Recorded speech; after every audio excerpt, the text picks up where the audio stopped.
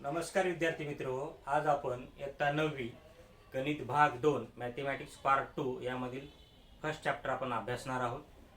First chapter name is basic concept in geometry, भूमितीचे मूलभूत संबोध. Mathematics second basic concept in geometry, भूमितीतील मूलभूत संबोध. त्यामध्ये वेगवेगळे संकल्पना आहेत, बिंदू आहे, रेषा आहे, प्रतल आहे. भूमितीमध्ये पॉइंट, बिंदू, point is denoted by capital letter. बिंदूची असे विशिष्ट व्याख्या नाही, पण बिंदू लिहिण्याची पद्धत इंग्रजी बाराखड्यातील पहिल्या अक्षरामध्ये कॅपिटल लेटरमध्ये बिंदूचं नाव लिहितात.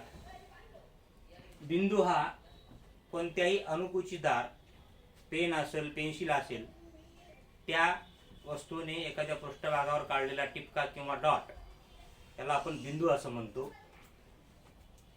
पॉइंट, बिंदू, point is denoted by capital letter. Example, point A, point C, point P, point F and point X. बिंदू ए, बिंदू सी, बिंदू पी, बिंदू एफ आणि बिंदू एक्स असं आपण त्याला लिहितो. लाईन, रेषा. Line is the union of two opposite rays. Line is denoted by small letter. कोणत्याही विरुद्ध किरणांच्या संयोग संचाला रेषा असं म्हणतात. रेषा लिहिताना नेहमी इंग्रजी बाराखडीतील लहान अक्षरांचा वापर करतात, स्मॉल लेटरचा वापर करतात. Example, line x, line m. If line passing from two distant points then line is mentioned by using these 2 points. रेषा लिहिताना कोणत्याही दोन बिंदूचा आपण बिंदू घेऊन आपण मेन्शन करतो, लिहितो. लाईन ए बी, रेषा A B. Line P Q, रेषा पी क्यू. प्लेन, प्रतल.